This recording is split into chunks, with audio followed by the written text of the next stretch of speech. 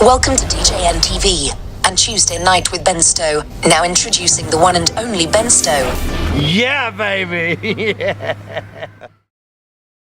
Let's smile because we're back on a Tuesday night. That's right. You were thinking Tuesday nights were nights to watch like FBI reruns. No. You get Ben Stowe. Maybe, I have nothing to say. I have nothing to add to that. I don't know. What happens if they want more FBI reruns and they don't really want to see us? What happens if they forgot who we were and we're nobody again? You know, I'm just here to be helpful, John. I don't know where to go with that. I'm just here to be helpful. I'm just here to be helpful. We're just here to answer questions, and if we can't answer questions, we're just going to bring more questions to your life. That's it. Yes. No. We'll figure it out. There are 2 viewers and 2. Which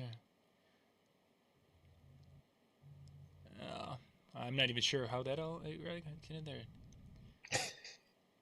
there. Just the chat room is starting to, and I was trying to make sense of that. So Got it. So Ben, tonight I wanted to dig into ceremony systems. It's like that has become the topic everyone is talking, or a lot of people are talking about, because we're about ready to get into the outdoor ceremony system world for surely.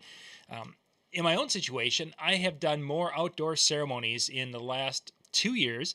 2023, I think between Michael and myself, we had 15, maybe 18 outdoor ceremonies. And we've never, I mean, you could add up the first 20 years of our DJ business, and we had 2 type of a situation. It just wasn't a big thing, but it's become that. So There's different tools that we use, and we're going to be talking about some of those different tools over the next number of shows that we're going to be doing. But tonight I really wanted to dig into mixers, the different mixers that are possible for using.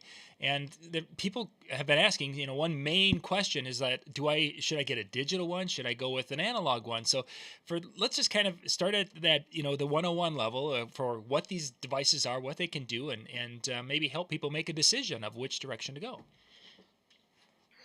Well, I put together some pictures, and I think Nice. that a picture's worth 1,000 words, right? So Especially if we pull out the whiteboard and make a few extra little jiggies and ziggies. yeah, something like that. So let's see. Let me see if I remember how to do this now. It's been a minute. I have a question of my own, though. I will start with my question. This was the picture for tonight's show. Where did you get that picture? I found it, and I didn't know it was going to be so apropos for this upcoming weekend. I mean, I saw that, and I'm like, I mean, boy, I look thrilled, don't I? But it's probably because of the snow on my head. Exactly. But anyway, And for those who don't follow or know, we're going to be looking at a weekend here coming up with massive amounts of snow, and at least in my neck of the woods, maybe not getting up as far as you with the amount of snow, but. Well, we are looking at a whiteout this weekend too, but it is because Bemidji State University is in the Mason Cup championship game, and they're hosting it here in Bemidji, and the game is sold out, and it's whiteout night. So I'll be all right. I'll be going inside a hockey rink to warm up this weekend. Yeah, exactly. That'll be great. For those of you who think that's weird, that he goes into a hockey rink to warm up well, I mean, if you live here, you understand. Go Beavers. And if you're a Michigan Tech fan, we can be friends again next week, but not this week. Not this weekend. Anyway, I was going to say, I think it's Mitch Taylor, but I think he might be a Northern Michigan fan. Anyway, I digress. Yeah. So, all right, well, let's dive into this here. I've got a picture of, you know what? It was right there, and I closed the window. I forgot how to do this, John. I'm sorry. We're getting there. We'll get there. There we are. Yeah, let's just start with an analog mixer, and there's a couple different form factors that they can take. This would be like a tabletop. This would be like a rack mount. You can see that obviously we have less controls here than we do on the tabletop. And I think that one of my favorite sayings is that engineering is always a series of compromises. So everything we do here is going to be one of those compromises, and we'll talk about that, and that'll lead us into digital, into whether it's better or worse. Sure. But really, what we're talking about here is a live sound analog console, and you've got, these have a built-in fixed low cut filter. You've got a gain control. You've got an EQ with an EQ with a sweepable mid. a couple of aux buses, and an effects bus that could also be used as an aux bus or an effects bus.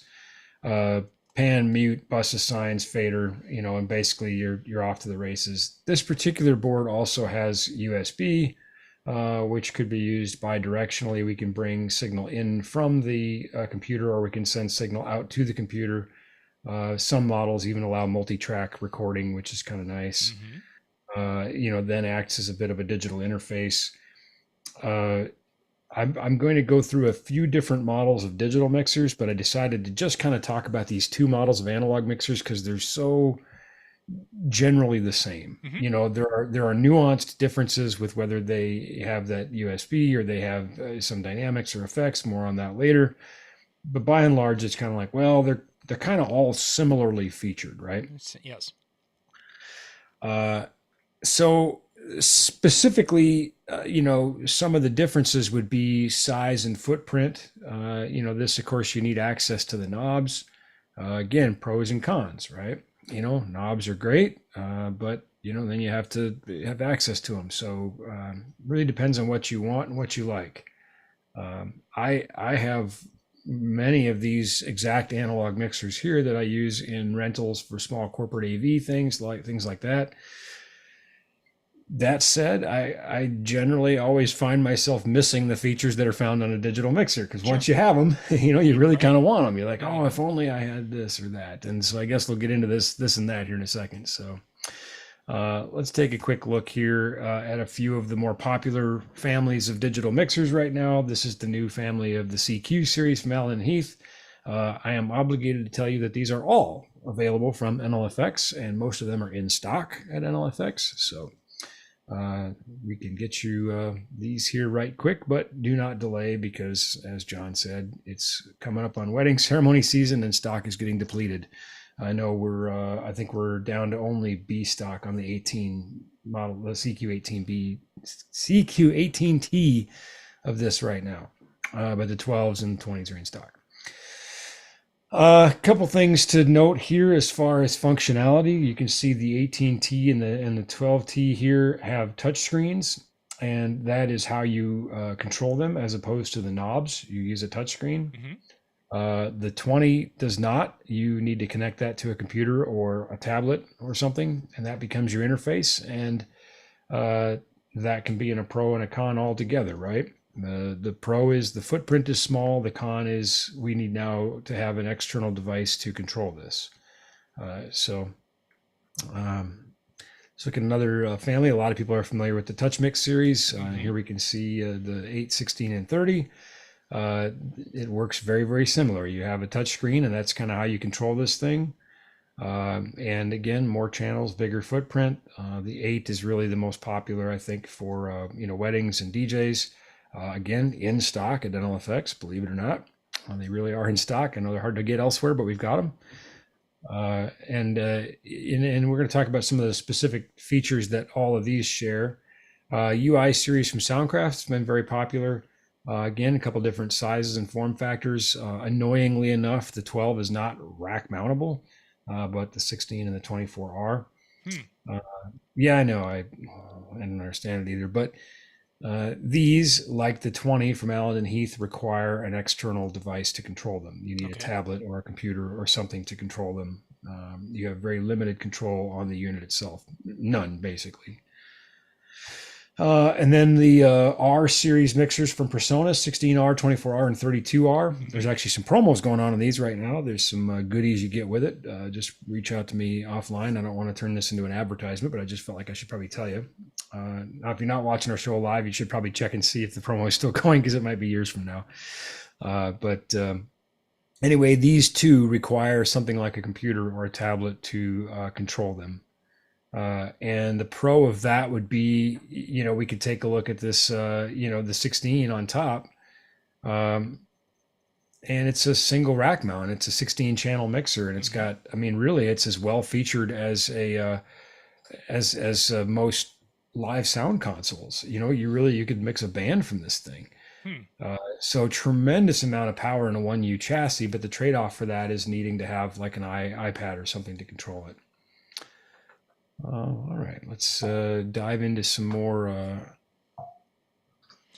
But when you're using when you mentioned, of course, iPad control, when you have that, now when we go back to you don't need to go back there, but when we talked to the analog one, you had to have access to the knobs. Well, if I've got the iPad, I don't have to be right on top of that machine. I can be going to that sweet spot of the room, in essence. Oh, absolutely. Pros and cons to everything. We just installed one of these in a church, a small church in rural America, where they decades ago had decided to put the sound system controls in an office away from the sanctuary, where you can't see or hear the sanctuary. Oh, goodness. And what a terrible place to mix from, right? So that was the solution. We just put this in there, and it's connected to the church's network, and then they sit in the sanctuary and use an iPad, and it works great. Again, it's not for me to decide what is right for each individual. I just wanted to kind of point out that some come with built-in control, and it brings that control with it wherever it goes. But as you said, John, form factor. If you want to rack something in a 1U chassis and have this level of power and processing, the touch mix and the CQ and the UI, they're not your option, and this is. And I think a takeaway there is there's a lot of options, and of course we're more than happy to engage in discussions with people to help discuss the pros and cons of each, because it would be more than the time we have today, John, to cover every option for every person. Yeah. So, but yeah, that's the trade-off, So I want to talk a little bit about some of the features that are contained herein. We mentioned on the analog board that it had a 3-band EQ with a sweepable mid. So I want to show the difference here.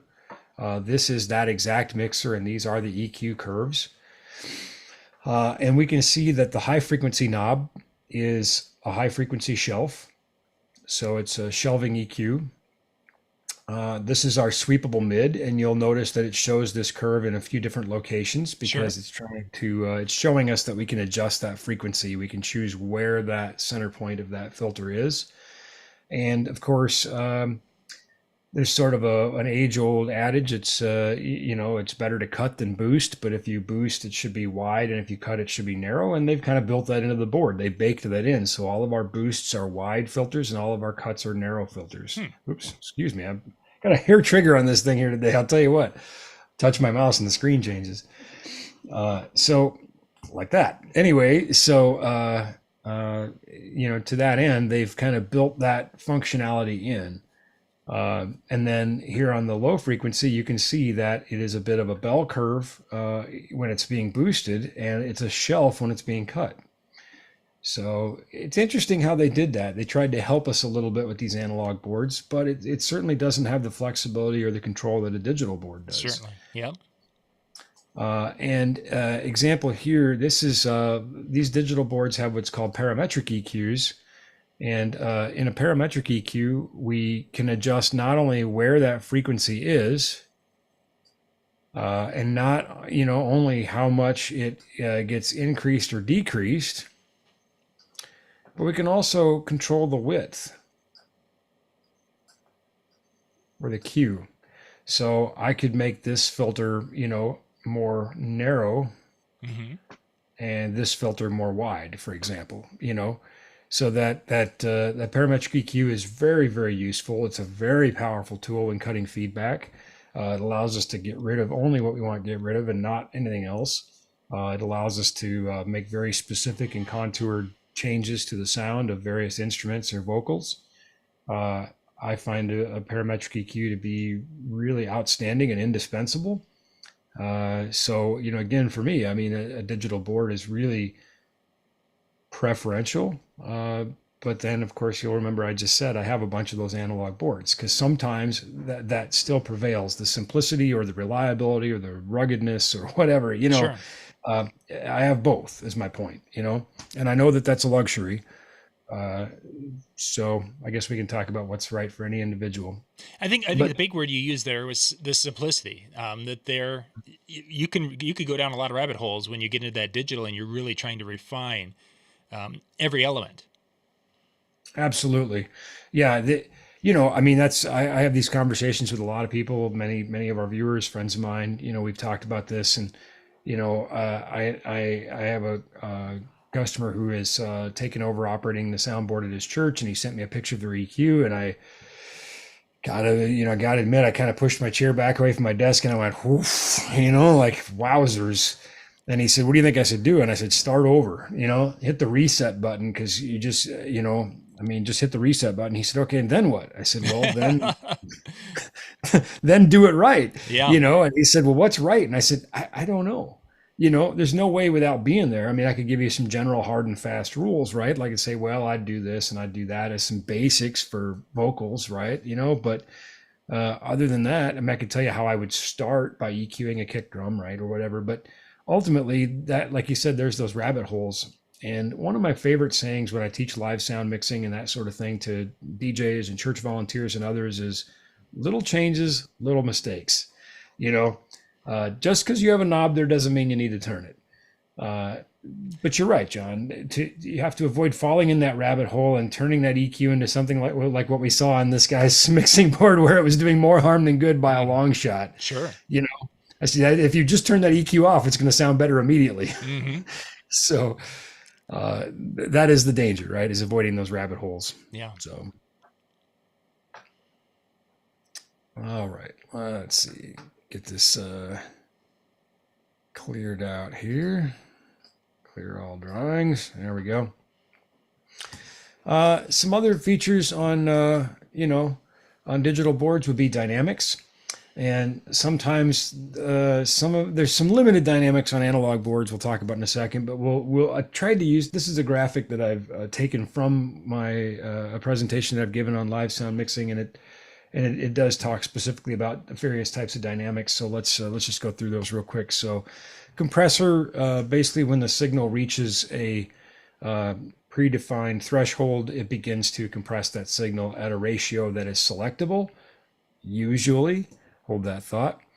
In fact, on most digital boards, you can select not only the threshold and the ratio, but also the attack time and the knee, and you can get a lot more flexibility. Sure. A limiter, of course, once it reaches that threshold, it just doesn't allow it to happen anymore. It doesn't get any louder, right? A gate doesn't allow the signal to pass through until it reaches a certain threshold.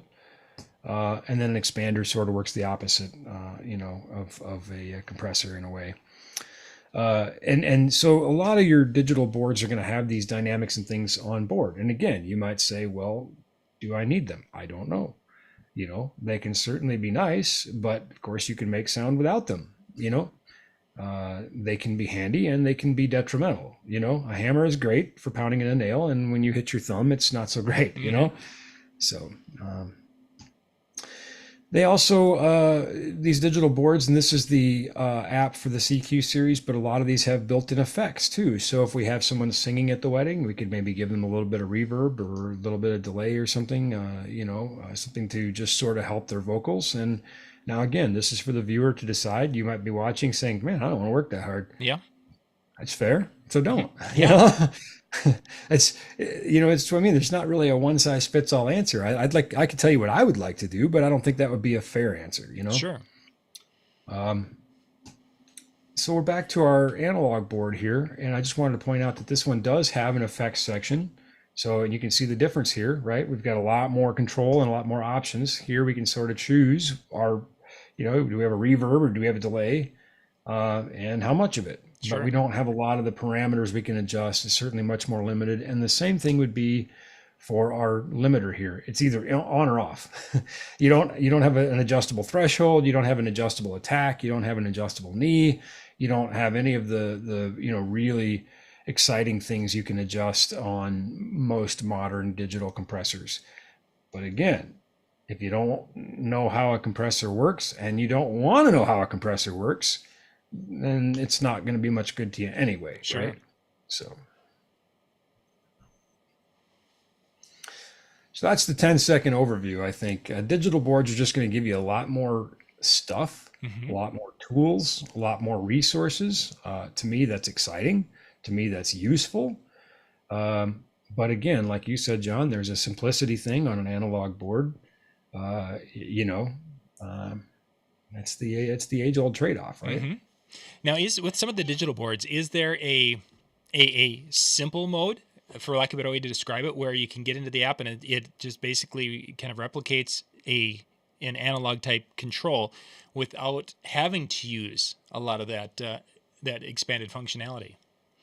Some of them do, and certainly like if you look at some of the built-in digital mixers in like the Evolve, the EV, Quick Smart app, they've got kind of a basic mode and an expanded mode, as it were. I generally don't spend a lot of time looking at those. I go for the advanced mode. I realized how that was going to come out as I said it, but I'm not really interested in the simple mode, and that's probably not fair to our viewers, but the other thing is you can just avoid them, just stay out of it. But there are also, to answer your question better, like Alan and Heath has on the SQ series for sure, they have like the simple compressor, and then you can say, okay, but no, I really want control of this. So you can, it's kind of like, do I want simple compressor or not? I can have an auto compressor, Yeah. So yeah, short answer is yeah, that does exist. And I think it's like a lot of things, you and I started out before a lot of this technology existed.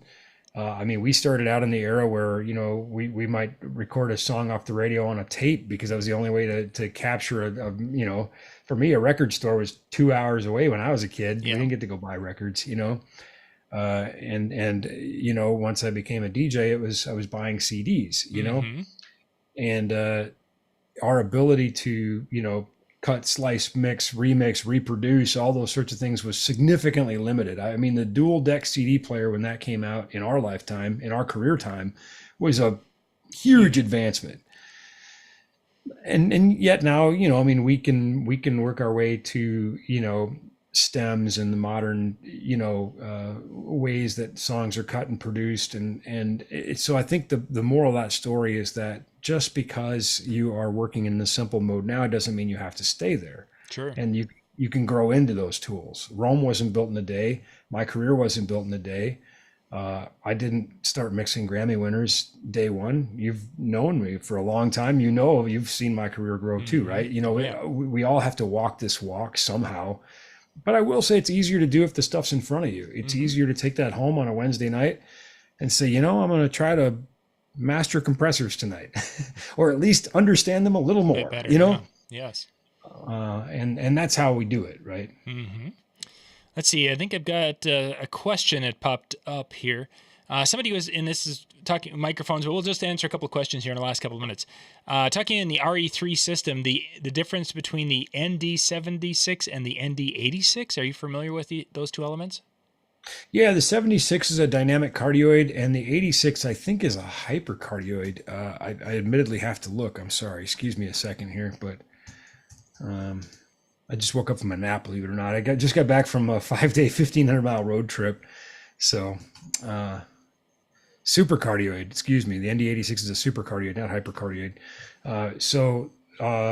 Basically, we're just talking about other than the elemental differences there's the difference in the pickup pattern, where a cardioid is more like heart-shaped. Mm-hmm. We have a great show on mic patterns, don't we, John? We do. We definitely do. Yeah, we probably didn't specifically talk about these two, but we talked about the pickup patterns that you do utilize. Yeah, whereas a supercardioid is going to be narrower. You're going to have more rejection on the sides, but you have less rejection on the back. So it would be more vulnerable maybe to a floor monitor. It's not going to be bad, but it'd be more vulnerable to a floor monitor, but less vulnerable to like side fills. So that's the difference between the 86 and the 76. And then of course there's other capsules like, actually I think I have a bunch of these here. Hang on. Mm-hmm. Of course I do, right? Somewhere.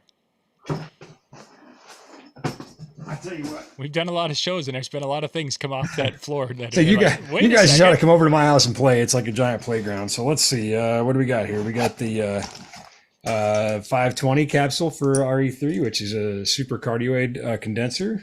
And here's that 76 that somebody was just asking about, the dynamic cardioid. Mm-hmm. Oh, well, there it went. By the way, they're really tough. They're hard to break, which is good because it just went bouncing took a nosedive. Let's see. Here's the 420, which is another condenser. That would be mine. So, yeah, that's great, isn't it? Yeah, I love that. I love those elements. The 96, which I call the emo mic, the emo screamo, because it's got that flat top. You get a little bit closer to the capsule, you can really get in that thing and do some screaming. And then here is, of course, the 86. So there would be the just for fun. Yeah. Excellent. Well, Ben, I think we're going to have to wrap things up here. Yeah, so got some folks here appreciating the basic control of, especially when they're doing ceremony work. They're mentioning that the simple is the best. I want fast and quick. So. Yeah, I think it's all relative. You know, I do, and again, there's no right and there's no wrong. You can get very fast with complex too. I'm in the midst of learning a new mix platform. It's the Avid S6L, which has been out for a while now, but I've really kind of pushed off learning it. You know, I mean, there's a difference between using it and knowing it, right? Like, yeah. I'm incredibly fast on a Digico console because I know where I need to go and I know what I need to do, and I can do it very, very quickly. But that's the product of repetition. And that's the point I'm trying to make here is you know, I can do simple on an S6L, and I'm wanting to get myself to a level of high proficiency where I can be very fast on an S6L. Sure. And compared to the mixers we looked at, that of course it's a whole different ball game, right? But the moral of the story is that what is simple to you now, maybe a better way to say this is what is complicated for you now can become simple to you. You know, and so I agree. When the show is happening, that's the wrong time to do on the job training, right? You know, that stick to what you know, right? Like TLC says, right? Stick to the lakes and waterfalls and whatever you know, but something loosely translated. Yeah, okay, you're used to it. Yeah, it was pretty bad. I'm sorry. Yeah, you were pretty much on it, but that's okay. I was just talking obscure. I was driving on this 1,500-mile road trip. I was playing DJ in the truck, and I was coming up with all kinds of obscure songs and talking to my DJ friends. But we're running out of time for the show. Anyway, I want to just encourage the people who are talking about, you know, what's simple now is that you can grow, and what is complicated to you now will become simple to you in the future. For sure. Yes, good stuff. And if anybody has questions as they're looking at that and thinking, wow, what do I need? They can reach out to your team, and you guys will be able to kind of help and walk them through and get the best piece for their needs. Yeah, I want to take the last 10 seconds we have and send a shout out to one of the newer members of our crew, Kyle Dietrich, who is a working DJ. He was a customer of ours for, 10 years. And he's just an incredibly solid human being, just has a great soul, a great guy. But very knowledgeable. And of course, he's really been excited now that he's plugged into the rest of the resources at NLFX. He said, wow, he said, I knew kind of what we did as a customer. He said, I had no idea what we did and the kinds of resources he has from tech and engineering. And now he's available to you. In fact, he's excited to talk to his DJ peers and colleagues. Of course, always feel free to reach out to me, but don't sleep on Kyle. He's fantastic, you know, so reach out to him. And and he's a guy who's walked that walk, and he's walking that walk every weekend. So have that conversation too. You know, what do you think I should do? So, you know. No, that's always good to have that, to be someone who's been in the trenches. That's for sure. For sure. Ben, thank you much for being on. We'll be back next week with another show. We've got a few in a row here before the season gets crazy. So thank you guys for being with us, and we'll be back again next week. Good night, everybody.